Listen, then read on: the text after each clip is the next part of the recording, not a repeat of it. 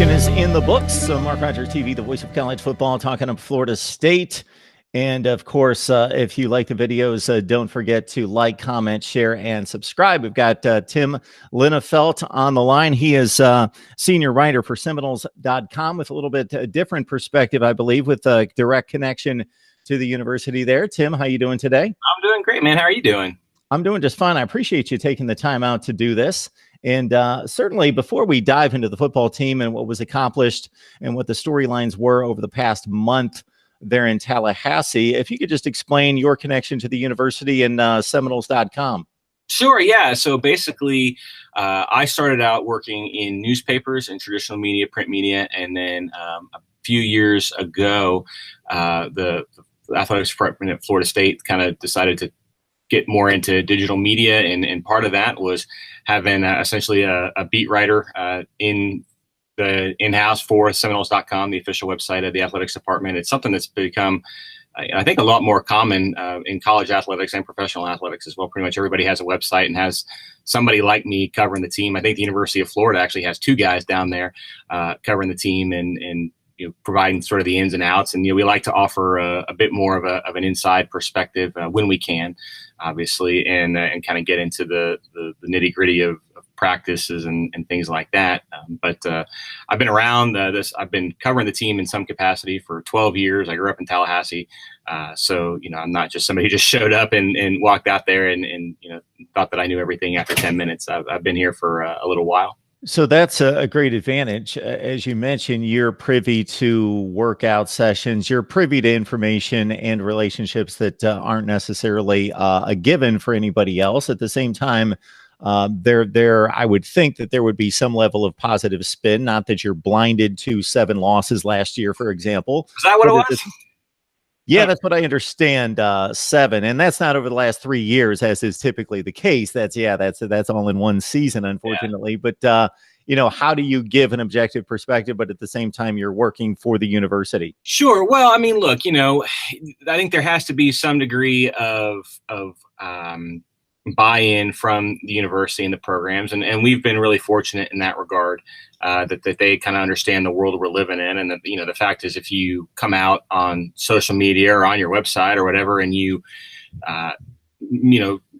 don't tell the truth, or if you misrepresent what happened, you're gonna get crushed for it, and then all of a sudden you're looking worse than you did just by losing a game. And it's to be perfectly honest with you, it's kind of an interesting dynamic for us, because when I started at Seminoles.com, I started in between the 2013 and 2014 football season. So they didn't lose a game in 2013, so that would have been pretty easy. They didn't lose a game until the very end of the season in 2014, so that was pretty easy. And so I remember sitting in the Rose Bowl after that Oregon game, being like, all right, well, what do I do here? And so it was kind of an interesting situation. But my own personal approach that has served me well, I think, over the past few years, is to say that I'm never going to lie to you. You know what I mean? Like, I'm not going to say that the score wasn't what it was. I'm not going to tell you that the team played well when it didn't. And that's not just football, that's across the board.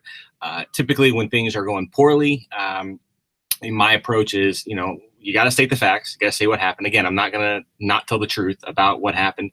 And then I try to think, okay, well, how can this move forward? What does it mean going forward? And maybe I don't dwell as much on a loss and think about, what's next? What can be done to get better? What is the team trying to do to move past this? And I think that approach has worked pretty well.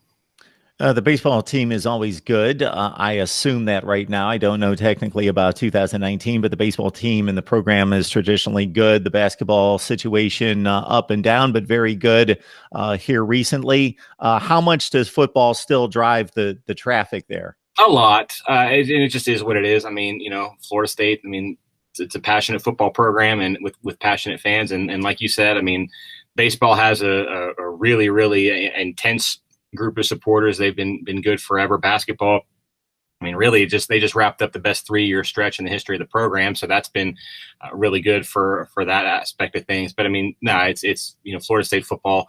Mike Martin, the baseball coach, I always likes to say, he's sort of famously that he knows what drives the train, and I think that's probably the best way to put it. Is football? I still think is kind of king of the castle, but and particularly with men's basketball lately, you are seeing a lot more engagement with that and people, and that's just a result of them being really, really good. But when you have, especially this year, ACC opponents coming in, it used to be back in the day, with your best attended games would be Duke and North Carolina, and people were coming to see Duke and North Carolina. Now, for an ACC game, regardless of who's playing, the place is pretty full, and it's becoming more of a what I would call a smart basketball fan base. Knowing what's happening, knowing when to get loud, knowing when to get quiet, that sort of thing. And so that's been kind of cool to see that grow sort of organically.